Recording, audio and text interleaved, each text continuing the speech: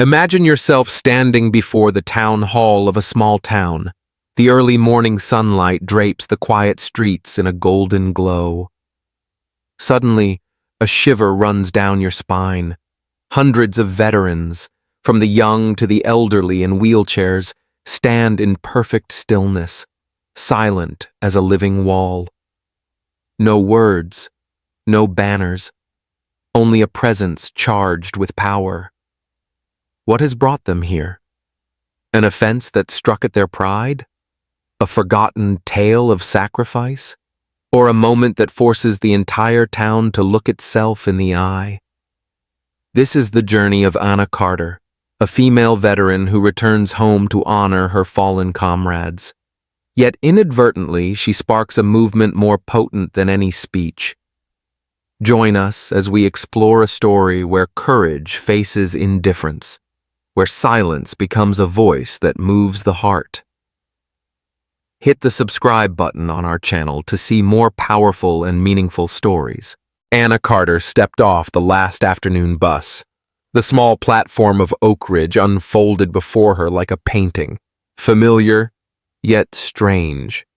The toes of her flat shoes made firm contact with the brick-paved road, still bearing old streaks of aircraft oil left by produce trucks.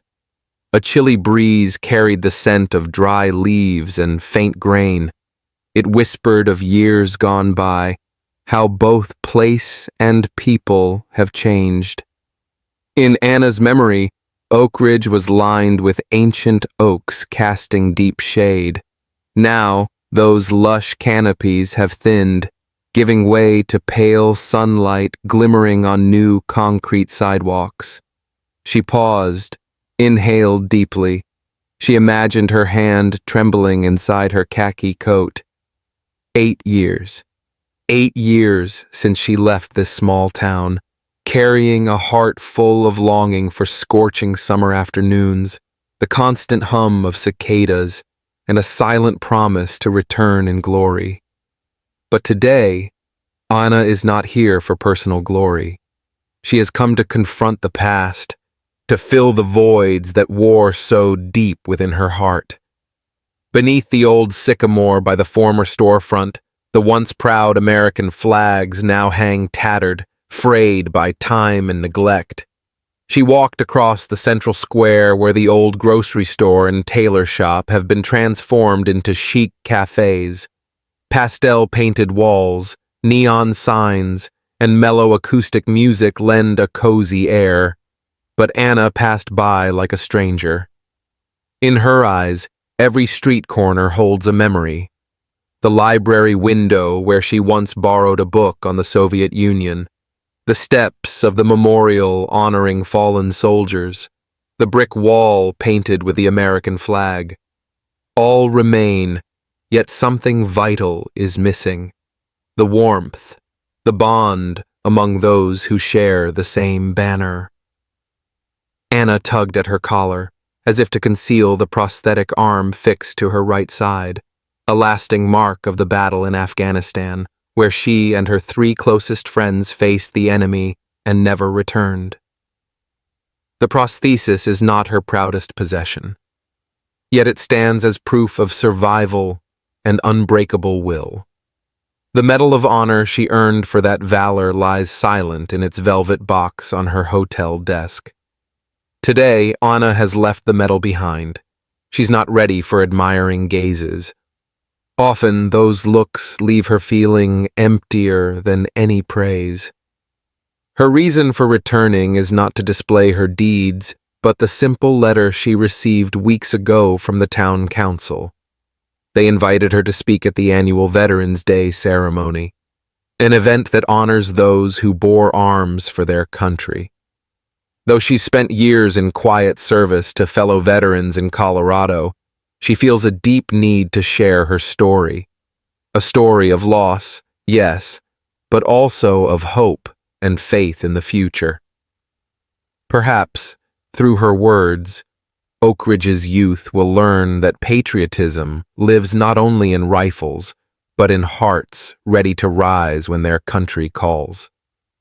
Her foot came to rest beside the oak frame of the old general store, where Tom Bradley spent his life amid tin and wrapping paper.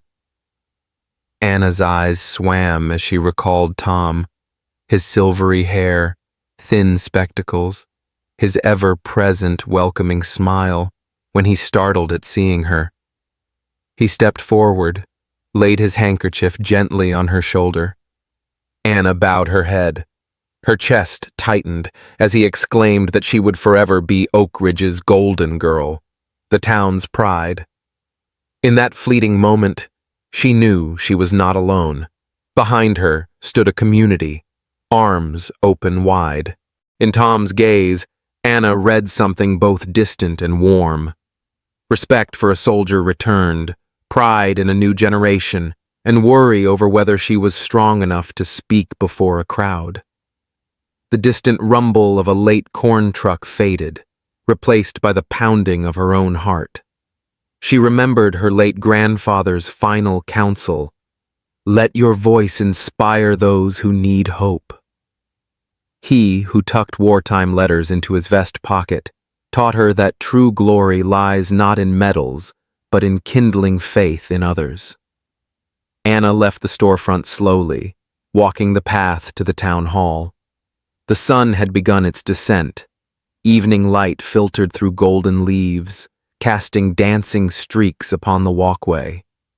The nearby church bell tolled, guiding her to stand before the portraits of the departed. The American flag unfurled above, and the hundreds gathered to hear a returning soldier's voice. In that moment, every worry, every wound, gave way to determination and duty. Anna drew in a deep breath. She felt the warmth of the air and the soft smoke from the candles lining her route. She knew the road ahead would not be smooth.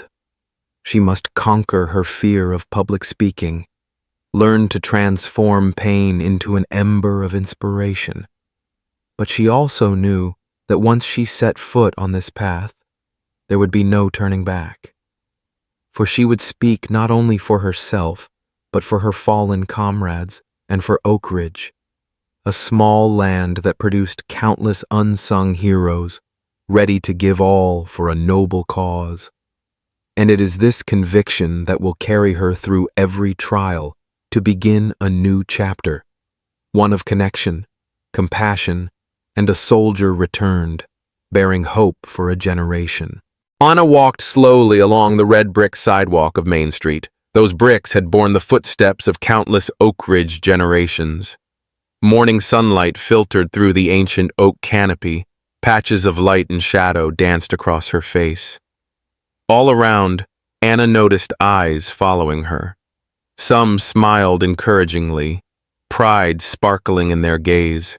Others watched quietly, as if to confirm she was the person they'd heard so much about.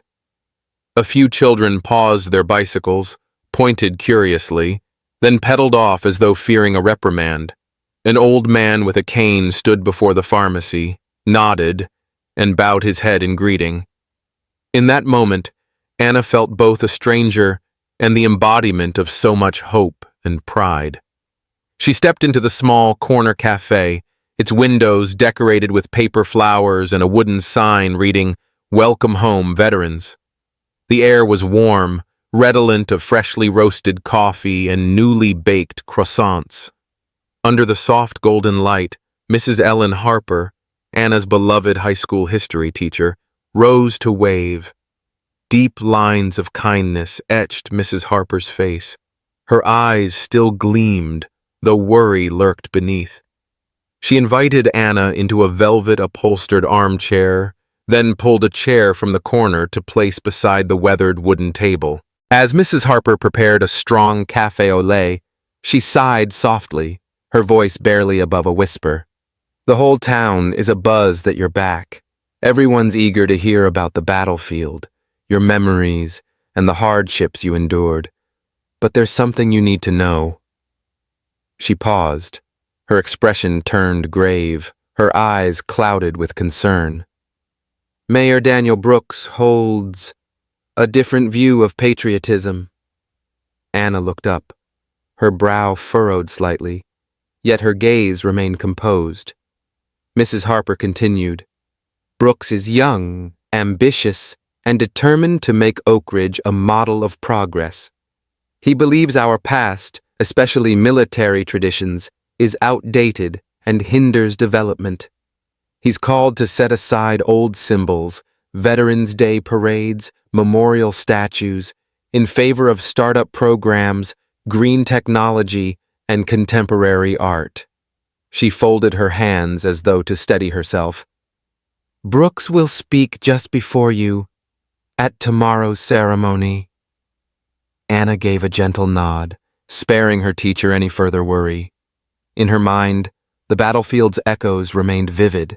The crack of gunfire, flames reflecting off desert sands, comrades calling each other's names on the brink of life and death. The foes she faced in Afghanistan's rugged terrain were surely more fearsome than any small-town politician. Yet Anna understood this coming confrontation would be no simple battle. It was a debate over identity, values, and the promise between past and present generations. She left the cafe, retracing her steps along the stone-paved path toward the central square. An autumn breeze drifted by. A subtle chill reminded her winter was on the horizon. Ahead stood the World War II soldier statue atop its white stone pedestal, rifle cradled in arm, gaze fixed on the horizon. Its silver paint may have dulled, but its stature remained resolute, a testament that past sacrifices endure, undeniable. Anna paused. Her fingers brushed the edge of her coat pocket, where her prosthetic arm lay hidden, proof of a wound that would never fully heal, yet also a symbol of unwavering will. She recalled her grandfather's words. Every mark, whether scar or wound, carries a story. Don't hide it. Let it teach others about perseverance and courage. But now she wondered if her story would be truly heard. Would listeners focus solely on her disability, or would they heed the message she carried? Around her, the market's bustle swelled, flower vendors calling out, the clatter of apples being sliced, children's laughter. These familiar sounds stirred fond memories. The first day of school ceremony where she waved to her students, music recitals where she sang God Bless America with all her heart, weekend markets where she and her mother carefully chose fresh produce. Oak Ridge had changed, but those memories shone as brightly as autumn sunbeams.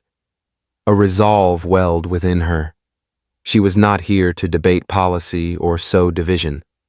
She bore a single sacred mission, to recount the story of those who sacrificed, so the next generation might understand freedom and a nation's worth are built with sweat, tears, and sometimes blood. She wanted everyone to see that patriotism is not antiquated, but the lifeblood nurturing hope, aspiration, and the drive to rise. Anna's footsteps echoed on the cold stones. She felt every gaze, every breath of Oak Ridge upon her. Some townspeople paused, bowing with teary eyes, perhaps moved, perhaps anxious about tomorrow's ceremony. A group of young men in T-shirts bearing the American flag slung arms around each other, their expressions unreadable, friendliness or challenge. Together they formed a rich tapestry, faith, doubt, expectation, and curiosity. The sun dipped lower. Dusk painted the historic town hall in rosy hues. The grand wooden doors stood ajar, flanked by a poster. Veterans Day Memorial Ceremony, November 10th, 9:00 a.m. Red letters on white beckoned like an invitation. Below, Anna Carter's name was elegantly printed, honored guest and speaker. She smiled softly, touching the poster as if affirming her commitment.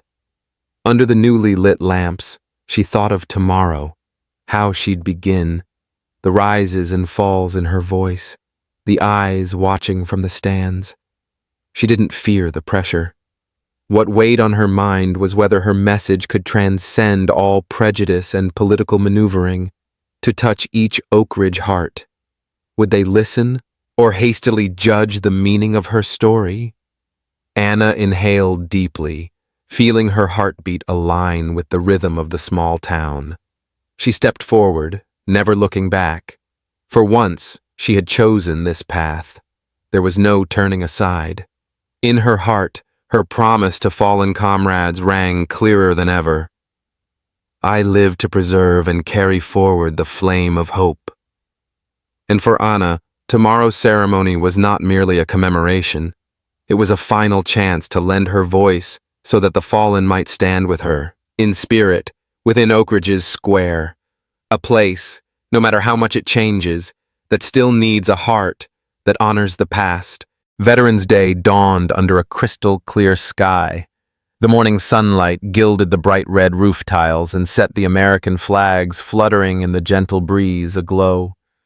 The air was laced with the scent of white chrysanthemums from the flower stalls lining the walkways. It mingled with the pine resin aroma of wreaths laid throughout the square. Anna donned her crisp uniform. Each row of brass buttons caught the early light. She meticulously smoothed every crease, adjusted her shoulder straps for perfect posture, then gently placed her kepi atop her head. She stifled the rapid beating of her heart after so many months of preparation. At the center of the square, rows of white chairs stood in precise formation before the makeshift stage. Behind the podium, the starred stripe banner snapped in the wind. Bouquets of white chrysanthemums, deep red carnations, and orchids rested solemnly on concrete pedestals. The crowd gathered. Women in elegant dresses, men in tailored suits, children clutching small flags to form a long line. Their eyes shone with a mix of curiosity and admiration as Anna appeared. She walked slowly. Each step carried memories of fallen comrades and silent guard nights on distant battlefields.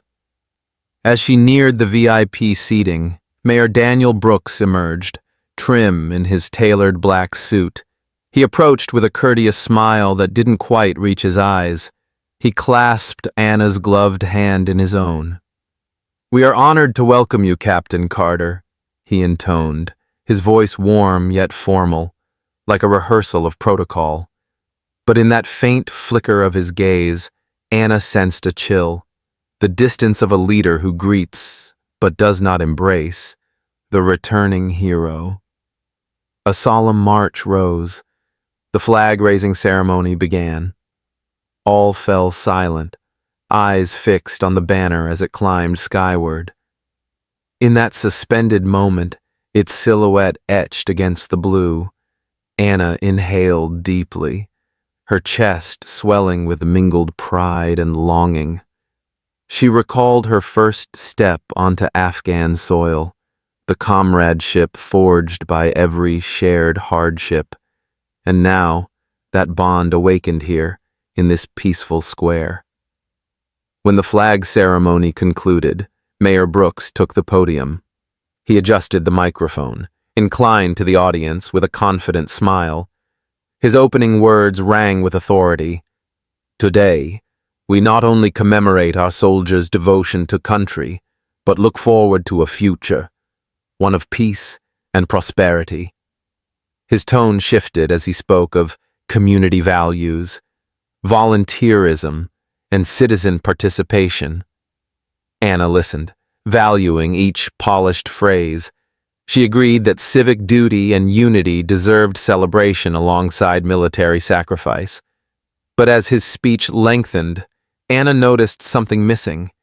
No mention of sleepless nights she and her comrades endured, not a single reference to blood shed on arid sands, no tribute to the arm her friend lost beside her in a shell blast.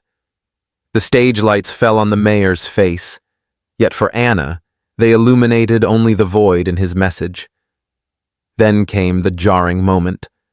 Brooks cleared his throat, his eyes drifting to the World War II soldier statue behind him.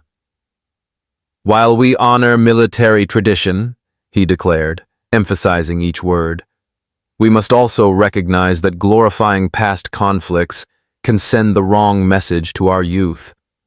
Captain Carter, you symbolize courage, but dwelling on old battles only impedes the future we envision." Gasps rippled through the crowd. Whispers spread, eyes shifting from admiration to uncertainty. Anna sat motionless, her face a mask of military discipline. Inside, her heart erupted like a shattered volcano. He had labeled her and her comrades' sacrifice outdated on the very day they were to be most celebrated. She pressed her lips together, closed her eyes a moment to contain her anger.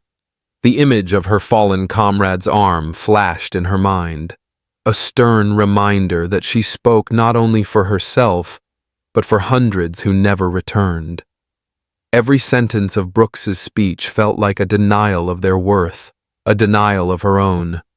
Anna drew in a steadying breath, focusing on each inhalation to calm her racing pulse. After a dreadful pause, Mayor Brooks concluded with a call to innovate, reach further, embrace the future. Polite applause followed, tentative and out of sync. Some clapped hesitantly, others remained still, exchanged uneasy glances. Anna remained seated, awaiting her turn at the podium. She knew she must transform this outrage into a force for good. Her words had to carry more weight than any political slogan. When the somber music resumed, the announcer spoke her name. Anna rose. Each step toward the stage felt weighted by expectation and watchful eyes. She stopped before the microphone, inhaled deeply, then began. "Today, we honor those who bore arms for freedom and justice." Her voice was warm, flowing, imbued with genuine emotion. She spoke of sleepless nights on guard, of beloved comrades by name, and she conveyed her message: freedom is not self-made. It is forged through sacrifice and steadfast faith. Gradually, the crowd's gaze shifted from confusion to rapt attention, then to palpable emotion. Some dabbed tears, others nodded in solidarity. When she invoked the names Anna Stevens, John Miller, and Sarah Nguyen, the square fell hushed. Her recounting awakened memories and pride in the precious values all too often overlooked. In her closing words, she declared, "We do not look back to linger in the past, but to draw strength from those sacrifices as we move toward tomorrow. Patriotism is not outdated. How we honor and act on it determines our own worth." This time, applause thundered, wholehearted, reverberating through the square. Anna bowed her head. Hope lit her eyes. In that solemn space, she affirmed, "The voice of the past is never obsolete, and Oak Ridge's heart, no matter how much it changes, will always need moments to pause, to honor, and to inspire the future." The Veterans Day ceremony seemed to have reached its most sacred moment. Late autumn sunlight played upon the flag. The solemn trumpet call faded, and the hearts of hundreds of Oak Ridge citizens beat as one. The coordinator swiftly invited Anna to the podium. The rows of chairs fell eerily silent. She climbed the wooden steps deliberately. Her uniform remained impeccably pressed, her shoulders squared, her gaze steely yet brimming with empathy. Beneath her feet, her polished shoes caught the sun's rays. Each step left its mark upon the red carpet leading to the stage. Outside, the crowd held its breath, from hunch-shouldered veterans bearing battlefield scars to young people clutching small flags, curious yet reverent. Once she stood firm before them, a sea of faces stretched out, each a different story, yet all sharing compassion. To them, she embodied hope and loss alike, the thunder of distant gunfire and the warmth of a classroom's smile. The microphone crackled, the murmurs died away, and Anna's calm, resonant voice filled the hush. "I am not here to glorify war," she began, her tone steady and resolute. "No one who has lived through war wishes to glorify it." Each word seemed to sink deeply into every listener. Anna swept her gaze across the square, pausing on silver-haired veterans, on 20-somethings listening intently, on wide-eyed children. She spoke of her unit's mission, to protect a girls' school in the Afghan mountains, where young girls trekked 3 hours through forests and rivers each day just to hold a book. In her story, that distant place came alive. Girls in worn cotton dresses, eyes clear yet burning with determination. "We were there to keep them safe," she said, her voice tinged with sorrow but never defeat. The more she spoke, the more her audience grasped the mission's true weight. They saw prosthetic limbs, scars both on flesh and spirit, of a small but steadfast band of soldiers. At this point, Anna's eyes glistened, yet she maintained the solemn bearing of a soldier. She named the 3 comrades who fell: Captain James Torres, a father of 2 little girls; Lieutenant Aisha Rahman, who saved countless civilians in combat; and Sergeant Marcus Lee, who carried a child across a minefield to safety before he himself could never return. "Some of us were not so fortunate," Anna said, her voice choking for a heartbeat. "They did not die for glory. They died so those girls might grow up to become doctors, teachers, to shape a brighter future. That is not militarism. That is hope." The word hope rang out, vibrating through the silent air. The white chairs seemed to recede, as though making space for that earnest message in every heart present. When she finished, the square fell into a breath-stopping hush. No camera flashed, no whisper broke the stillness, only the wind stirring fallen leaves. In that moment, each listener felt the weight of her words, as if the tiny stories from that faraway battlefield sprang to life and embraced their souls. Then, shattering the quiet, thunderous applause rolled across the square. Veterans lifted their heads, tears shimmered in their eyes. Their claps rang like lightning, as though they sought to reclaim those painful memories into the present, to share them with today's generation. But before that emotion could fully spread, Mayor Brooks seized the microphone. The applause stuttered to a halt. He ascended the stage, his polite smile unwavering, his eyes unblinking. "Thank you, Captain Carter, for that moving story. However, I still believe that modern values, innovation, technology, entrepreneurship should be our focus for today's youth." His gentle words felt like a bucket of cold water dousing the newly kindled flame of hope. From among the crowd, a voice rang out, sharp and uncompromising. "My son is not outdated!" An elderly woman rose, her back bent with age, yet her voice still rang clear, each word tearing at the air. She was the mother of a soldier who fell in Iraq, who had stood beside Anna in her unit's early days. Instantly, the square erupted. Shouts, sobs, and scuffles shattered the once warm scene. People surged forward to steady the old woman, fearing she might fall. Some veterans braced themselves, gripping canes and flagpoles. Young men in flag-printed t-shirts crossed their arms, speechless. The children stepped back, eyes glistening. The old woman trembled as she pointed at the mayor. "You have no right to judge a mother's pain. A wife's grief, a comrade's sacrifice. My son died defending liberty, not to become fodder for lofty words about modern values. In that instant, Anna understood. She was not merely a storyteller, but a seed of justice and remembrance. She leaned forward, constraining a grateful smile as empathy washed over her. The old woman collapsed into the arms of a nearby officer, her sobs ringing like an urgent alarm. "They died for us." Those words thundered through the square, breaking through political cracks to carve themselves into every heart. Mayor Brooks, confronted by the crowd's fierce reaction, was forced to pause.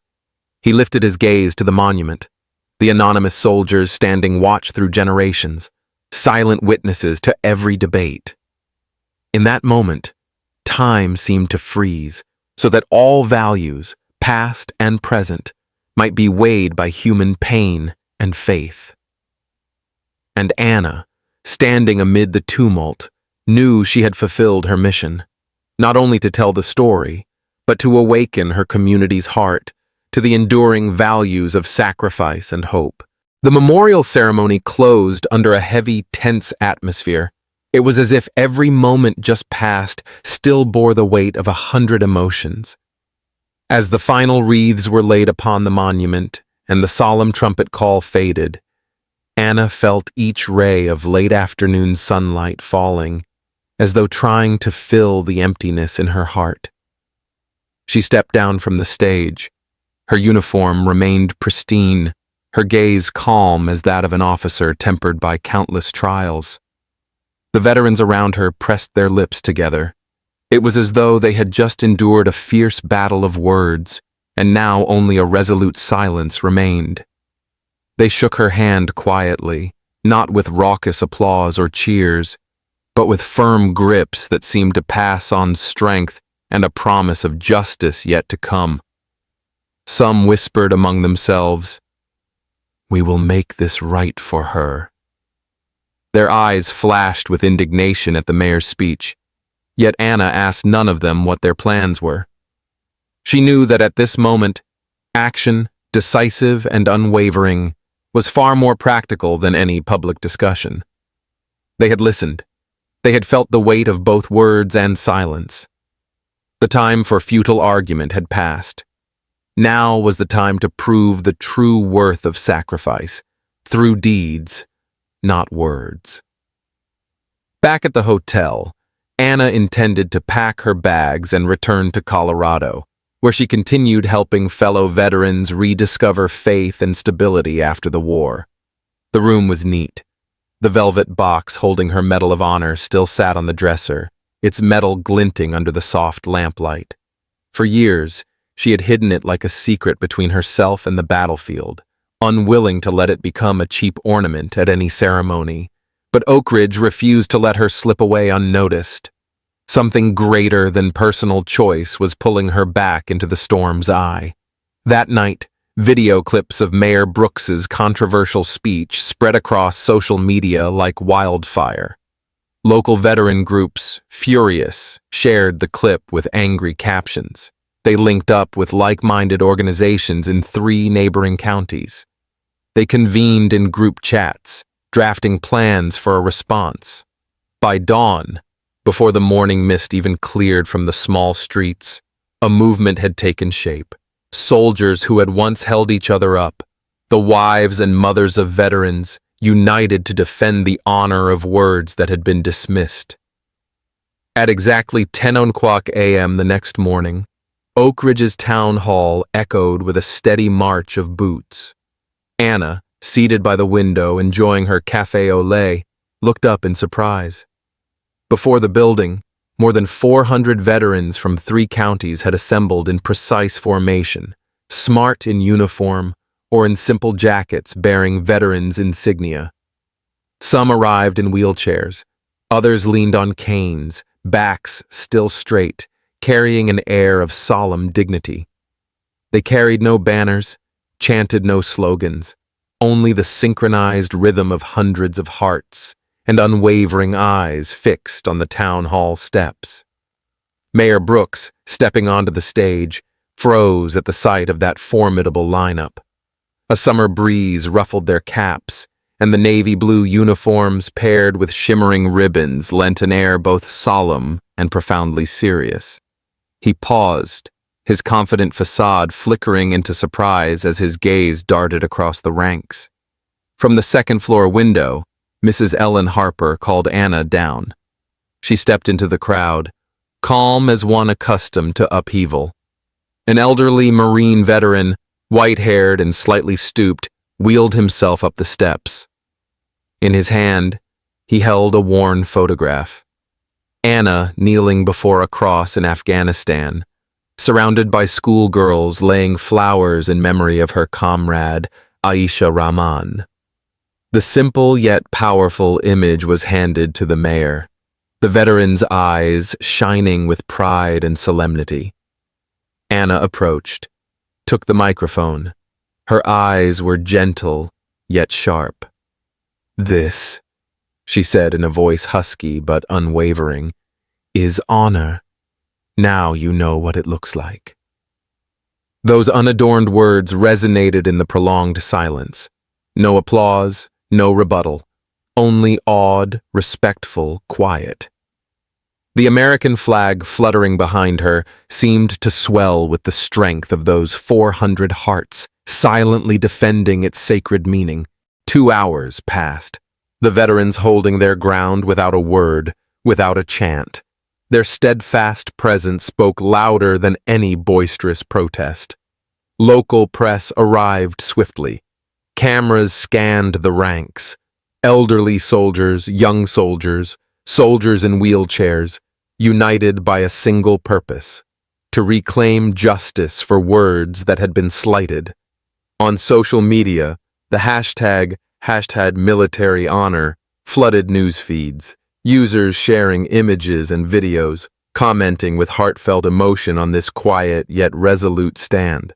CNN, BBC, and Fox News all ran stories titled "Oak Ridge Veterans Movement, Silent but Powerful."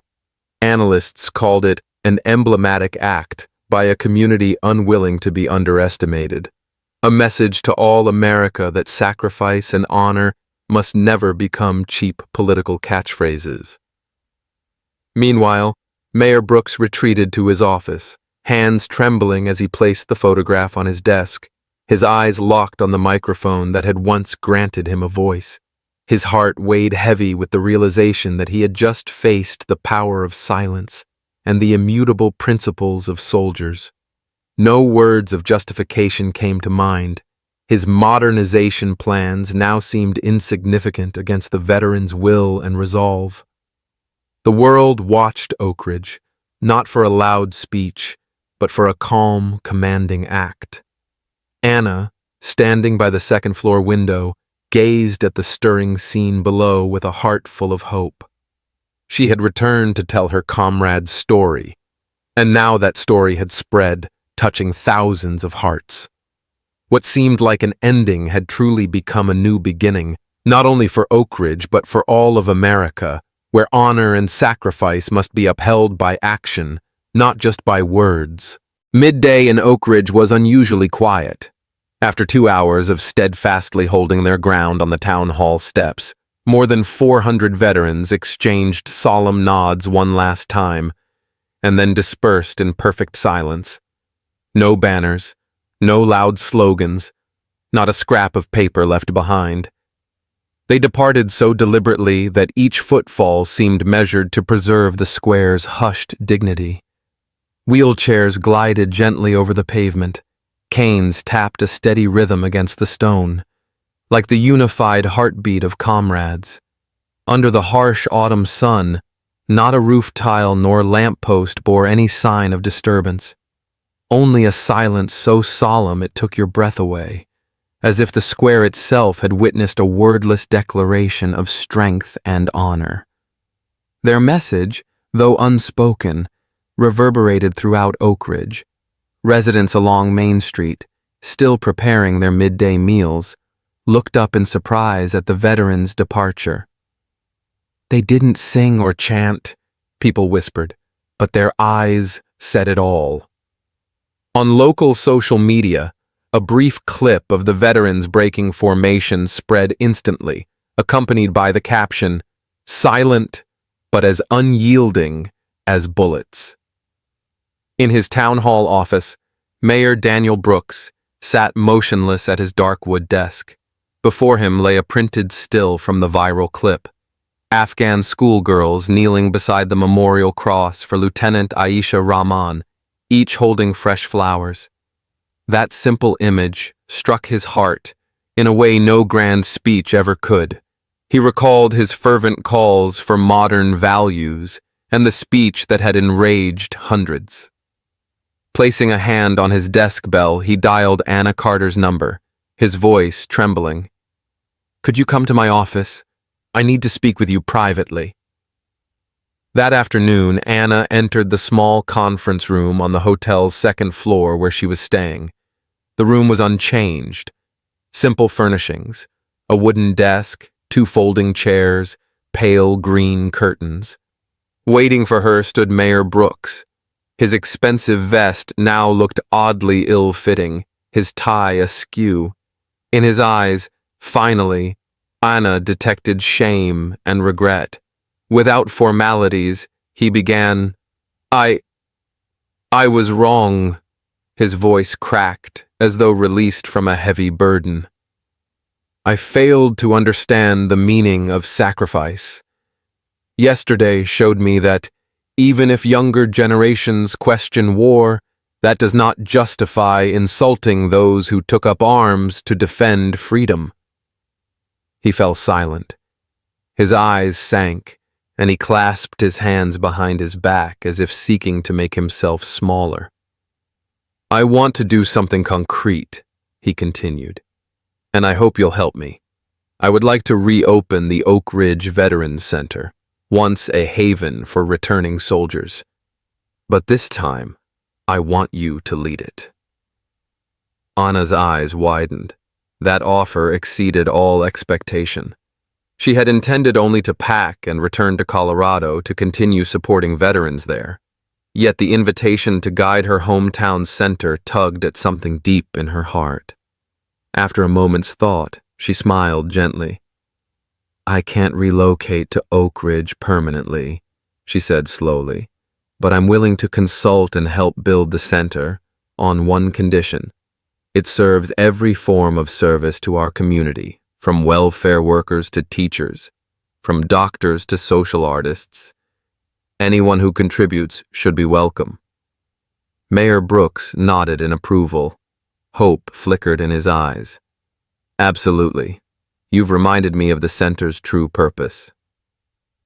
6 months later, on a crystal-clear morning at the grand opening, the Oak Ridge Veterans and Community Center officially debuted. The renovated building shone in pale blue, its facade crowned with gleaming silver letters, Oak Ridge Veterans and Community Center. A long line of guests, state officials and nearby civic leaders among them, waited to enter. On stage, against a backdrop of the American flag and the center's logo, Mayor Brooks stood at the microphone. His gaze was resolute, yet tinged with past remorse. He bowed his head, then looked up, speaking with heartfelt sincerity. "I want to extend my deepest apology to all Oak Ridge veterans. My hasty words insulted your noble honor, but that mistake has led us to today, a day that marks a new beginning of unity and mutual respect." Warm applause swelled, an embrace of both forgiveness and encouragement. Many veterans wiped tears, nodding in agreement. Anna stood beside Mrs. Ellen Harper. Her eyes sparkled with joy. The elderly teacher clasped Anna's arm as if to say, "You did it."